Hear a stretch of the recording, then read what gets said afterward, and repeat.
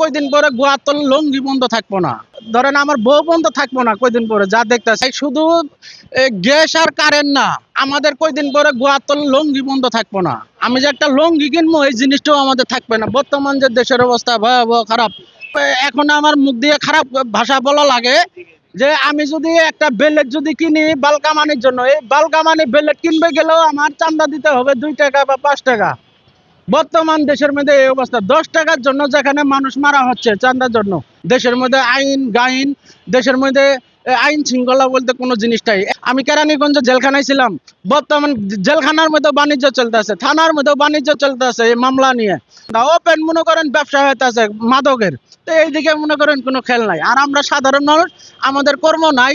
বর্তমান মনে করেন আমি যদি বলি যে ধরেন আমার বউ বন্ধ থাকবো না কয়দিন পরে, যা দেখতেছি তার কারণ এখন বাসায় গেলে আমার বউয়ের সাথে কাজে ঝগড়া বাজে। তার কারণ ধরেন আমি অটো চালিয়ে 500 টাকা আমি ঘরের মধ্যে ঠিক মতো নিয়ে পাই না, আর সপ্তাহের মধ্যে 5 দিনে মনে করেন আমার গাড়ি আটকায় 1200 করে নিতে আছে। তাহলে আমি যদি বউ পোলা মানে যদি আমি ভাতই যদি না দিতে পারি, বউ পোলা মানে যদি আমি কাপড় চোপড় যদি কিনে না দিতে পারি, আমার বউ থাকবো, আপনার বউ থাকবো।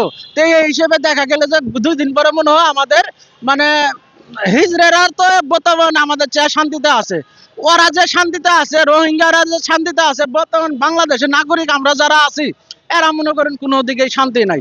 আগে যারা বড় বড় গপ্প করছে যে শেখ হাসিনা কালানে বলে মানে গ্যাস আসছিল না, কারেন্ট আসছিল না, মানুষের বলেই আসছিল, তা আমরা তো দেখেছি হাজার হাজার গার্মেন্ট চলেছে শেখ হাসিনা কালানে, হাজার হাজার কলকারখানা, হাজার হাজার মিল ফ্যাক্টরি, হাজার হাজার মানুষের কর্মস্থান, হাজার হাজার প্রজেক্টের কাজ বাজ চলেছে। তারপরও তো এরকম ইয়ের মধ্যে আমরা পড়ি নাই।